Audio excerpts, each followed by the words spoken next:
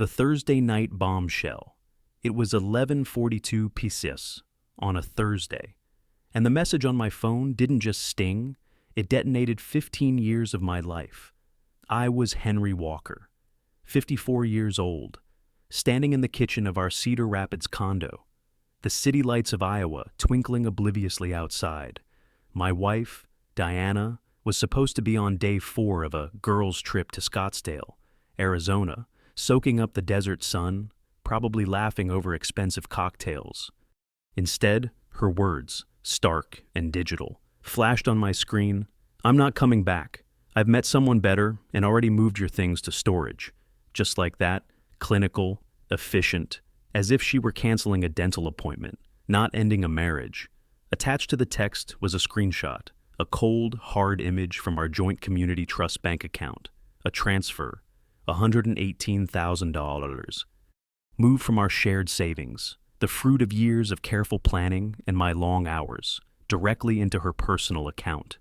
I set the phone down on the granite countertop, its screen glowing with the news that had just cleaved my life in two. My hand. I noticed with a strange detachment, was perfectly steady as I picked up my coffee cup. The coffee itself had gone lukewarm, a fittingly tepid end to a lukewarm charade. It seemed 15 years. Had it all been a performance, a carefully crafted lie, designed to lull me into a comfortable complacency while she plotted her exit? 15 years of shared moments, anniversaries, quiet evenings, and now it all evaporated in 2 sentences and a bank transaction. For months, maybe longer if I was truly honest with myself, there had been signs, whispers of discontent I'd chosen to ignore, or perhaps to file away under manageable discrepancies. The weekend getaways that stretched into longer solo vacations, the new clothes, expensive and vibrant, that she paraded for her friends but never wore around me. The phone calls that would abruptly end the moment I walked into a room, her voice dropping to a conspiratorial hush. I'd noticed it all, of course. I'm a forensic accountant. My entire career, my entire way of thinking, is built on noticing discrepancies, on seeing the patterns others miss, on piecing together narratives from the faintest of financial footprints. But I had said nothing. Perhaps that was my first mistake, this stoic silence, this unwillingness to confront the uncomfortable truths marring the ledger of our life together. Or maybe, just maybe, my first mistake was far more fundamental, marrying someone who thought my career, the very essence of my intellectual life, was just spreadsheets and boring numbers. Someone who never truly saw the intricate dance of logic and intuition it required. Before we trace the threads of this unraveling, let me tell you about the quiet life that was shattered, and the man who was about to prove he was anything but ordinary. I opened my laptop. The familiar glow a small comfort in the sudden chill of the room. I navigated to one of my email accounts, one Dana didn't know existed, a private corner in a shared digital world. The numbers, you see, always told a story, and this one, I suspected, was just beginning, with secrets buried far deeper than a simple affair. How does one even begin to process such a calculated blow? For me, the numbers always told a story, and this one was just beginning. She thought she knew all our financial corners, every savings account, every investment, but there were ledgers Diana had never even dreamed of, sections of my financial life I'd cordoned off years ago, like a prudent man building a storm cellar while the sun still shines. As I logged into that discreet email account, 3 notifications from my bank's security system winked into existence, time-stamped just minutes after her devastating text. Someone, Diana, undoubtedly, had attempted to change passwords on accounts she had never seen, accounts that weren't part of the comfortable domestic picture she believed she controlled. She was being thorough. I'll give her that. There was a chilling competence to her betrayal that I had to, on some detached professional level, respect. It was the move of a person who believed they had all the information, all the leverage. I picked up my phone again, her callous message still burning on the screen. I typed 2 words in response, "Good luck." A small, bitter smile touched my lips. Then, I dialed my brother, Frank Walker. He answered on the second ring, his voice a familiar comfort in the sudden storm. Frank, I said, keeping my own voice even, betraying none of the turmoil churning beneath the surface. Remember that contingency plan we discussed, the one from about 5 years ago? It's time. A pause on the other end. Henry, are you sure? Frank, bless him, knew the broad strokes of my marriage, the subtle erosions of affection, Diana's increasing self-absorption. He's a digital security expert, sharp as a tack, my logical counterpoint in many ways. We drafted the framework of this plan half in jest, half in grim foresight, during a long fishing trip after a particularly galling incident. Yes, I replied, the single word carrying the weight of certainty. She just made her move. I hung up and glanced at the wedding photo on the wall, a relic from a sunnier, more hopeful time. It was the only picture in the condo that still featured both of us. Another sign I should have noted. Another discrepancy in the emotional accounts of our marriage. I met Diana Bowman at an alumni event for Midwest State University. I was 38 then, recently divorced from a short, ill-fated first marriage, and entirely focused on building my forensic accounting practice, Walker Financial Forensics. She was 34, a whirlwind of vibrancy and ambition, a stark contrast to my more measured, analytical nature. She was utterly, and perhaps conveniently, uninterested in the specifics of what I did for a living. I don't need to understand the details.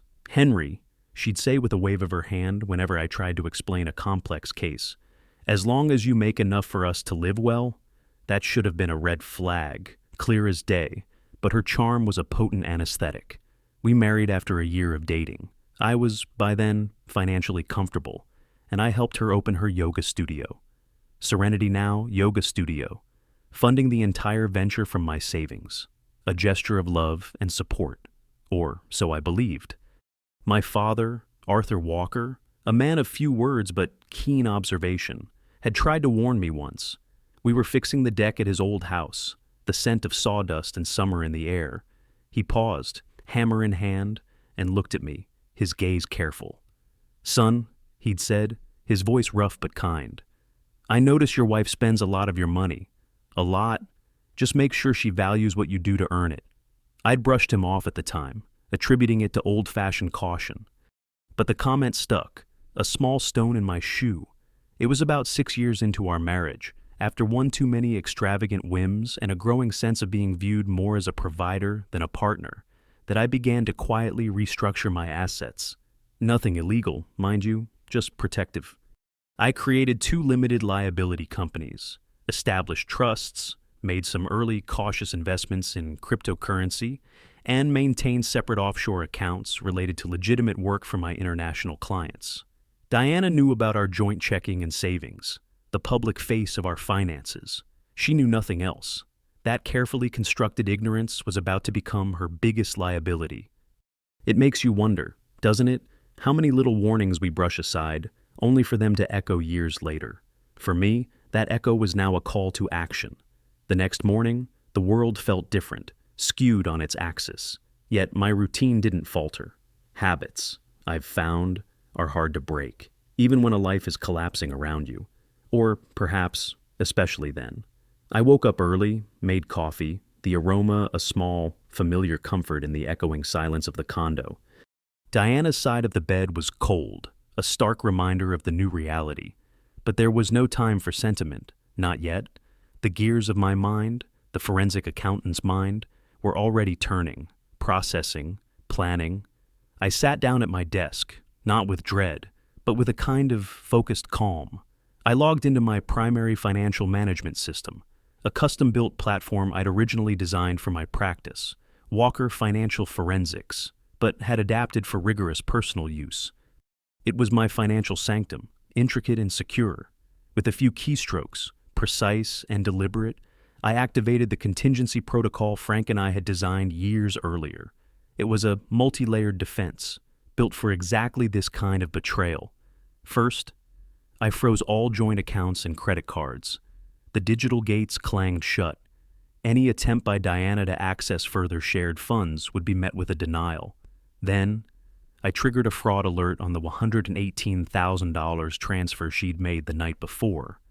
I had long-standing contacts within Community Trust Bank, professional acquaintances built over years of meticulous work, a quick call, a brief explanation, and I knew they would expedite the investigation.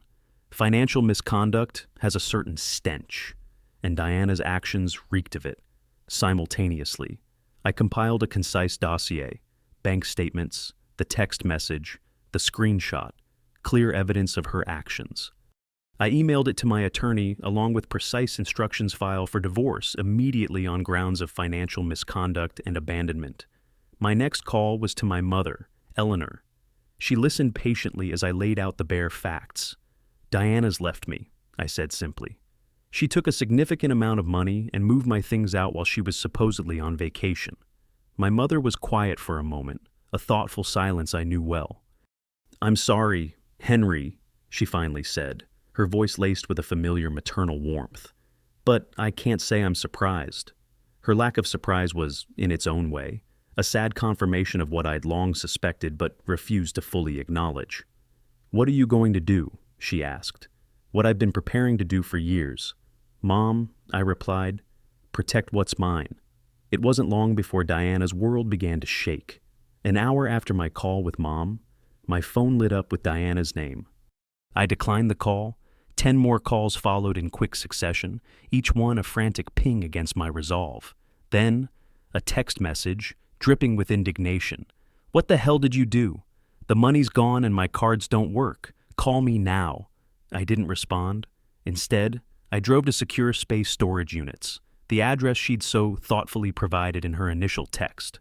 Using the code she'd sent, another small detail she hadn't considered I might use so swiftly, I located the unit. Inside, stacked haphazardly, were a few boxes. 2 contained some of my clothes and my work laptop.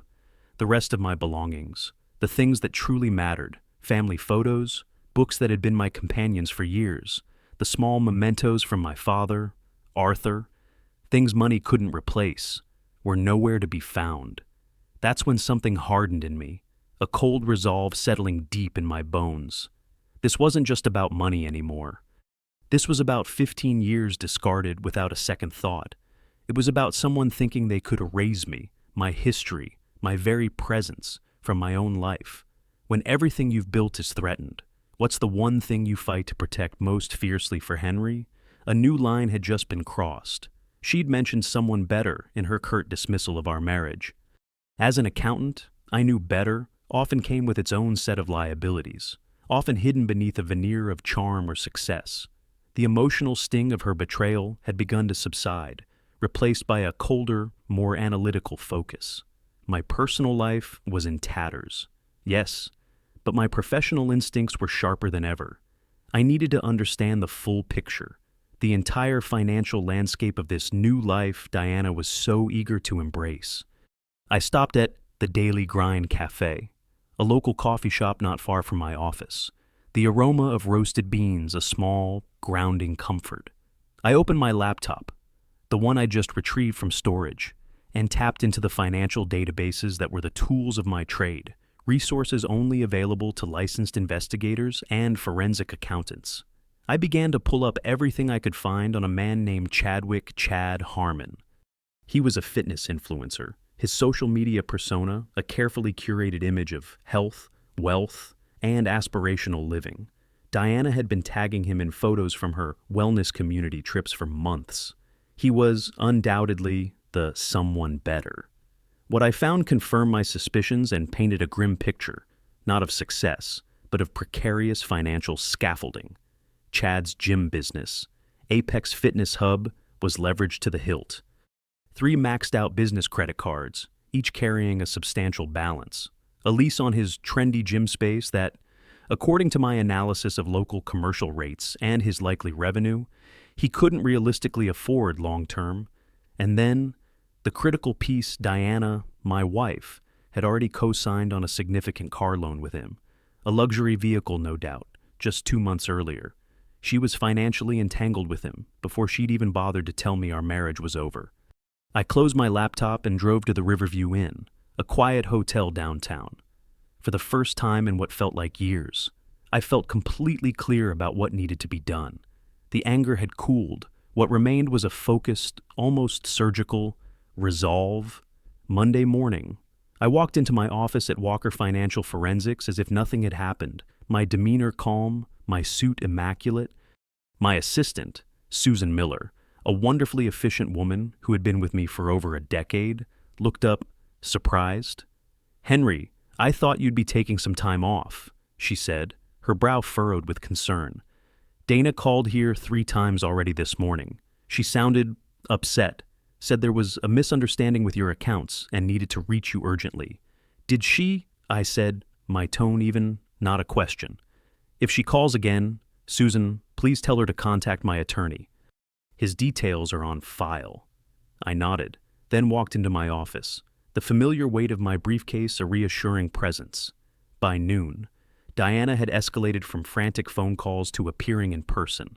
The receptionist buzzed my office. "Mr. Walker, your wife is here. She's quite insistent." I sighed, a small exhale of resignation, and walked to the lobby. Diana stood there, a vision in perfectly coordinated yoga clothes, designer sunglasses pushed back on her head.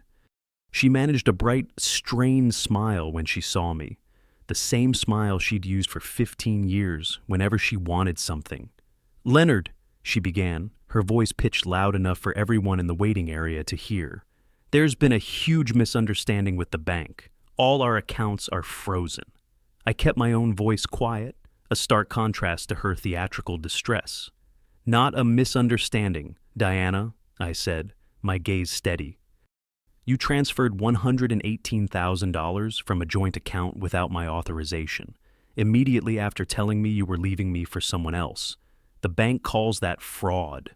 Her smile faltered, the carefully constructed composure cracking. "It was our joint account. I'm your wife. You're my soon-to-be ex-wife," I corrected, still quiet but firm, "who emptied our savings while informing me you'd moved out and found someone new. That's textbook financial misconduct, Diana, and yes, I know all about your commitments to Chad Harmon." Her face went white, the expensive tan suddenly looking artificial. "It's one thing to be betrayed, but to discover your own resources were used to fund that betrayal. What would you do next?" The truth, much like interest, has a way of compounding over time, often revealing a debt far greater than imagined. Diana's face, stripped of its confident facade in my office lobby, was a mask of disbelief and dawning panic. "You're investigating me," she hissed, her voice dropping from public pronouncement to a venomous whisper. "Number, just protecting myself from fraud." "Diana," I replied evenly. "I'll fight this," she snapped. "I deserve half of everything." I looked at her, a woman I had once loved, now a stranger fueled by greed and desperation. "Half of what's in those accounts, sure," I conceded mildly, "but you seem to be under the impression that's all there is." She blinked, confused. "What are you talking about?" "You'll find out in discovery," I said, then turned and walked back to my office, leaving her fuming amidst the curious glances of my staff and other clients. That afternoon, as expected, I received an email from Diana's newly hired attorney. It was an amateur move, full of bluster, demanding immediate access to all financial records and threatening to expose supposed irregularities in my accounting practice if I didn't comply. A threat with no substance, easily parried. I simply forwarded it to my own attorney with a concise note, "Proceed as planned." By evening, Diana, ever the social butterfly, had rallied mutual friends to her side. My phone began to fill with messages from people we'd known for years, people who had shared our table, celebrated our anniversaries. They weren't asking for my side of the story. They were accusing me of being vindictive, controlling, of overreacting. No one questioned where Diana had been the past week, or who she'd been with. No one asked about the money she'd taken. I didn't bother responding. Their opinions were irrelevant to the facts. Instead, I went to the gym, not Diana's trendy Serenity Now yoga studio, nor Chad's flashy Apex fitness hub, but the small, unassuming Maplewood Community Rec Center where I'd been going for years. I lifted weights until my arms shook, the physical exertion a welcome outlet for the coiled tension within. Then, I drove back to my quiet room at the Riverview Inn. The trap was closing. I could feel it, but it wasn't closing around me. 3 days later, my attorney called. "We found something interesting. Henry," she said, her voice professionally calm, but with an underlying note of satisfaction. "It appears Diana has been siphoning money from your joint account for over a year." My breath caught, just for a second. I'd suspected, but confirmation always lands differently. Small transfers at first, almost unnoticeable, then larger ones as she grew bolder, to where, I asked, though a cold certainty had already settled in my gut. I already knew. "Multiple accounts," my attorney continued. "Some to her personal savings, but the vast majority, almost $80,000 total, went to a business LLC registered to a Mr. Chadwick Harmon, Apex Performance Group, LLC, I believe. $80,000, over a year. She had been planning her exit, funding her new life, her new lover's failing business, with my money, all while playing the part of the devoted wife. And she used our joint funds as the source for all of it. I clarified. Yes, which means we can add financial infidelity to the divorce filing. It strengthens our position considerably." I thanked her and hung up. I wasn't surprised, not really, but the confirmation still felt like a punch to the gut. This wasn't just a sudden decision, a spur-of-the-moment betrayal. This was a calculated, long-term deception. That night, as if on cue, I received a text message from an unknown number. "You need to back off. Dana deserves better than you. Don't make this uglier than it needs to be." Chad Harmon, getting directly involved, trying to intimidate me. Interesting. His arrogance was almost as profound as his financial mismanagement. I drove to my brother Frank's house the next morning. Frank, with his expertise in digital security, was the perfect complement to my financial acumen. We'd collaborated on professional cases before, unraveling complex digital and financial webs. This, however, was deeply personal. "I need everything you can find on Harmon Fitness LLC. Frank," I told him, spreading out the initial findings on his kitchen table. "Bank records, loans, credit applications, everything. Legal channels only, of course." Frank raised an eyebrow. "Of course, Henry, we're just connecting public dots faster than most people could." 3 hours later, we had our answer. Trey Harmon wasn't just in debt. He was underwater. His social media portrayed a life of effortless success, but his business was failing spectacularly. The new equipment, the studio expansion, the promotional events, all funded through a precarious pyramid of risky loans and, more recently, Diana's siphoned investments. All when the deception runs deeper than you ever imagined. Sometimes the only way forward is to bring everything into the light. Wouldn't you agree? There's always a detail the perpetrator overlooks, a signature too easily given, a trust too profoundly broken. Frank leaned back from his computer, a grim look on his face. "And then there's this Henry," he said, pointing to a document on his screen. Something Diana definitely couldn't have known he was doing, or perhaps didn't care enough to question. My eyes scanned the digital paper. Chad Harmon had applied for a substantial small business loan, $175,000 to be exact, just 4 months ago, ostensibly for new equipment and further expansion of Apex Fitness Hub. He'd used the existing gym equipment as collateral, which was normal enough. "Yeah, but look who co-signed," Frank said quietly, zooming in on the signature block. I leaned forward, my breath hitched. There, clear as day, was Diana's signature, and beneath it, listed as co-applicant due to marital status, was my name, typed out, Henry Walker, with a space for my signature, which was, of course, absent, but her signature on the line as spouse, effectively leveraging our joint financial standing. "She co-signed this before she left you. Henry," Frank stated, his voice flat. "But here's the kicker. The loan specifies joint responsibility with her spouse. They used your marital status, your financial stability, to secure better terms, to get that loan approved." I stared at the screen, a cold wave washing over me. She had put my assets, my financial reputation, on the hook for his failing business without my knowledge, without my consent. "Exactly," Frank confirmed, seeing the realization dawn on my face. "And there's more. 3 new high-limit credit cards in the business's name. a lease on a new luxury SUV, and the rental agreement for that new, oversized commercial space for Apex, all co-signed by Diana, all leveraging your marital assets as security, because, at the time of signing, you were still married, and your combined financial picture looked solid, at least on paper from her end. I stood up and walked to Frank's kitchen window, looking out at the ordinary suburban street, children playing, oblivious to the complex betrayals adults could inflict upon one another. "She has no idea what she's done," I said finally, more to myself than to Frank, and neither does he. The next morning, I met with my attorney, laying out every piece of new evidence Frank had uncovered, the forged implications of the loan, the reckless co-signing spree. "I want to move quickly," I told her. Before they even realize what's happening, she reviewed the documents, her expression growing more serious with each page.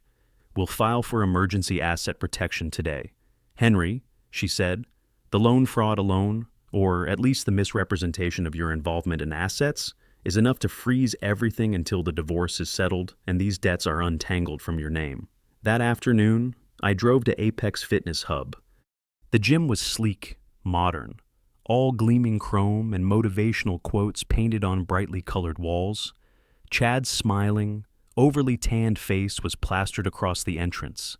Inside, a scattering of 20-somethings in expensive workout gear took selfies between half-hearted sets. Chad spotted me immediately. He was taller in person, his artificial tan even more pronounced, his teeth a startling shade of white, the very picture of someone who'd built their career on appearance. He walked over, hand extended, his smile perfectly calibrated.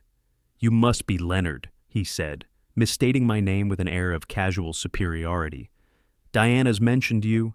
"I'm sure she has," I replied, pointedly ignoring his outstretched hand. "My name is Henry. We need to talk privately." His smile faltered, just for a beat, but he led me to his glass-walled office, visible to everyone but supposedly soundproof. "What can I do for you?" he asked, closing the door, his confidence returning a little too quickly. I placed the folder Frank and I had compiled on his gleaming desk. "This," I said, my voice calm and devoid of emotion, "is every financial document connecting you to Diana. Loans, credit cards, leases, all co-signed by her, using our marital assets as security." He picked up the folder cautiously, a frown creasing his brow. "I don't understand." "It's simple," I explained. "Diana used our marriage, our combined financial standing, to back your business loans and expenditures. Now, we're divorcing, and those guarantees are invalid. The banks will be calling those loans due very soon. Mr. Harmon, assets she no longer has access to will be a problem for you." The color drained from his face as he flipped through the pages, the reality of his situation apparently beginning to sink in. "These are all legitimate business arrangements between Dana and me," he blustered, his voice losing its earlier bravado. "Maybe," I conceded, "but the banks approved them based on our combined assets and income. Income and assets she no longer has access to." He closed the folder. "What do you want?" he asked, his voice hardening. "Nothing from you," I replied. "I just thought you should know what's coming. Diana said you were wealthy," he said, a note of accusation in his tone. "That money's not an issue for you." "Money's never been the issue," I replied, holding his gaze. "Trust was?" I stood up to leave, but paused at the door. "One more thing. When Diana moved out, she took some items of sentimental value to me. Family photos, my father's watch, things money can't replace." He stared at me for a long moment, the cogs clearly turning in his head, perhaps finally understanding the depth of his predicament. "I'll see what I can do," he mumbled. I nodded and left. The next day, a courier delivered a box to my room at the Riverview Inn. Inside were the missing photos, my father's watch, and a few other personal items. There was no note. That same afternoon, my attorney confirmed the emergency asset protection had been granted by the court, all shared assets, and any assets Diana had attempted to leverage would remain frozen or under scrutiny until the divorce was finalized. I logged into my financial management system and reviewed the alerts. Diana had attempted to access our frozen joint account 17 times in the past 24 hours. She'd also tried to open a new credit line using our home as collateral. Denied. Then, my phone lit up with her name again. This time, I answered. "What have you done?" she demanded, her voice shaking with a mixture of rage and panic. "The bank called Community Trust Bank. They called in Trey's loans, all of them. They're seizing the equipment tomorrow." Her voice cracked on the last word. "That's unfortunate," I said calmly. "This is vindictive, Henry. You're destroying him to get back at me." "I'm not doing anything to him, Diana," I corrected. "I'm simply protecting myself from fraud. You used our marriage to secure his loans without my knowledge or consent. That's illegal." Her tone shifted suddenly, softening into a desperate plea. "We can work this out. Henry, come home. We'll talk." 15 years of marriage, and she still thought I could be manipulated that easily. "There's nothing to work out," I replied. "The divorce will proceed, the fraud investigation will continue, and Mr. Harmon will learn an expensive lesson about due diligence." I ended the call and blocked her number. That night, I slept better than I had in months. Imagine discovering your very identity was used against you. It really makes you think about the trust we place in others and the lines that should never be crossed. Some people build their worlds on foundations of sand, and when the tide of truth comes in, everything collapses. 3 weeks later, I sat in a sterile conference room at a court-appointed mediation center. The air was thick with unspoken accusations and the low hum of fluorescent lights. I watched as Diana and her attorney arrived. Diana looked tired, the strain evident beneath her carefully applied makeup and designer outfit. The vibrant confidence she usually projected was gone, replaced by a brittle tension. Her attorney spoke first, his tone attempting a reasonable, almost magnanimous air. "My client, Ms. Bowman," he began, pointedly avoiding her married name, "is willing to be reasonable about the division of assets, despite the aggressive tactics employed by Mr. Walker thus far." My attorney smiled politely, a slight, almost imperceptible curve of her lips. "That's good to hear," she replied, her voice calm and steady. "Because there's been a development." She slid a thick document across the polished table towards Diana's lawyer. "Community Trust Bank has completed its fraud investigation." Diana's attorney picked up the document, his face paling slightly as he skimmed the first few pages. He cleared his throat. "We'll need some time to review this." "Of course." "Of course," my attorney agreed smoothly. "But you should know that the bank has already referred the matter to the district attorney's office. This meeting today is, in part, a courtesy before any potential criminal charges are formally filed." Diana stared at me, her eyes wide with a mixture of disbelief and dawning horror. "Criminal charges," she whispered, her voice barely audible. "Henry, you can't be serious." I met her gaze steadily, my expression unreadable. "I didn't file the charges, Diana," I said, my voice low but clear enough for everyone at the table to hear. "The bank did. That's what happens when you commit loan fraud, when you forge signatures, when you misrepresent marital assets to secure loans for someone else." Her attorney leaned over and whispered something urgently in her ear. Diana shook her head vehemently, a flush rising on her neck. My attorney continued, her tone even and professional. "However, if Ms.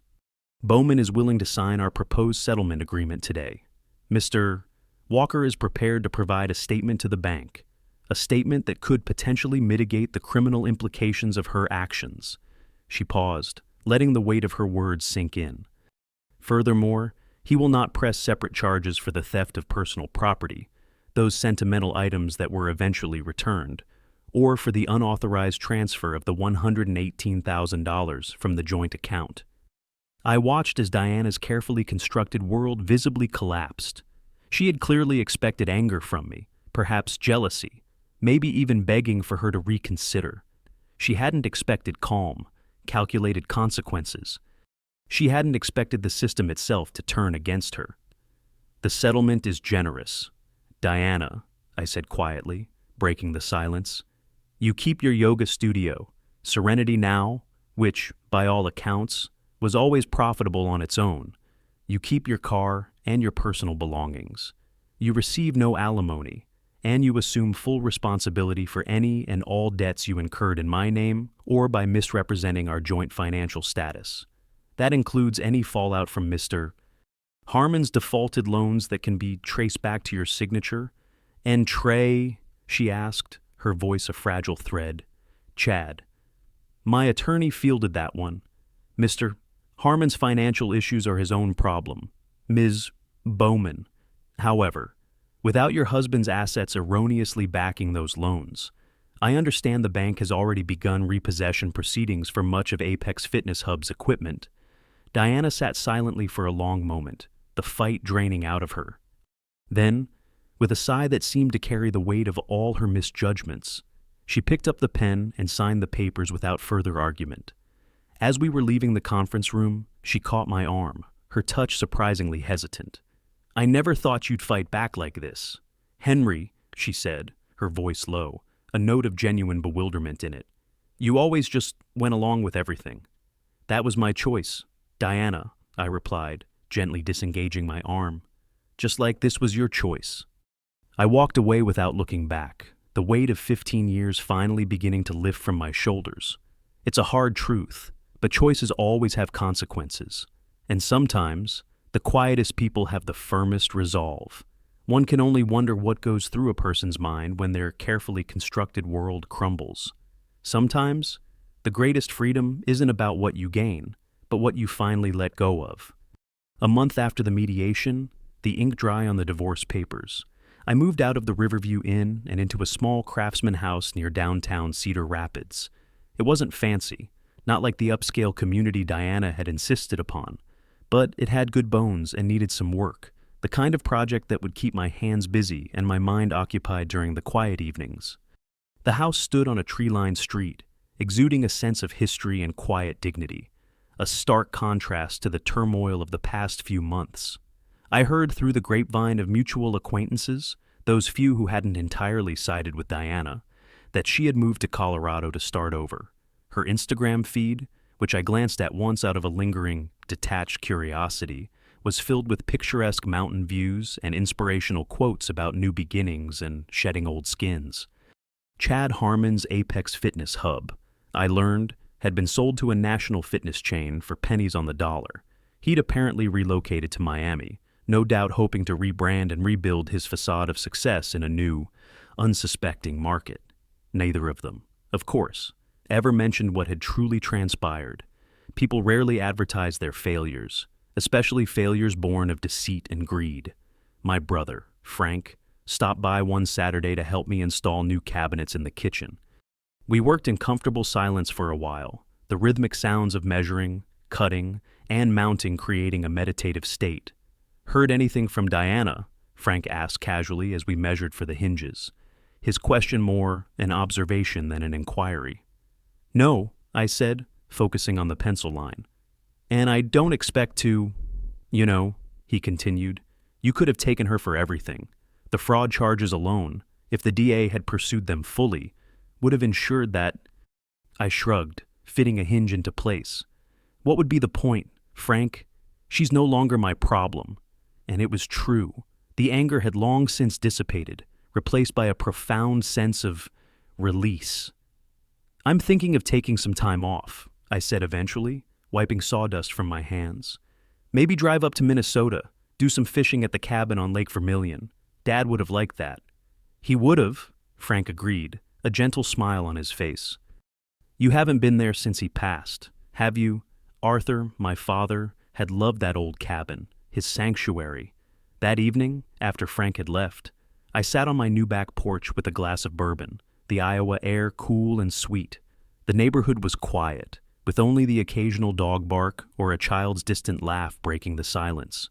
It was different from the manufactured tranquility of the upscale community Diana had insisted on. This felt more real, somehow, more grounded. I thought about the last 15 years, about how I'd allowed someone else to define my life, my worth, how I'd noticed the signs, the small discrepancies in our shared ledger, but had chosen to ignore them, to hope they would somehow balance out. How, when the moment of reckoning finally came, I'd been prepared, because some part of me, the meticulous accountant, the quiet observer, had always known this day might arrive. I didn't feel victorious. I didn't feel vindicated. I just felt free. The next morning, I called my office. "Susan," I said, "I'll be taking 2 weeks off, starting now." Then I packed my truck, a few clothes, my fishing gear, a couple of good books, locked up the little craftsman house, and headed north. No itinerary, no expectations, just the open road stretching out before me. Henry's story is a powerful reminder that even in the face of profound betrayal, there's strength in quiet preparation and the courage to reclaim one's life. Perhaps you've faced moments where you felt underestimated, or seen signs you wished you'd heeded sooner. What does freedom look like to you after navigating a storm? I'd be honored to hear your reflections in the comments below. If stories like Henry's resonate with you, consider subscribing for more journeys of resilience and quiet triumphs. For now, Henry was on the open road, a new chapter dawning, a ledger finally, truly balanced. And for the first time in years, no invisible ledger of resentments to balance,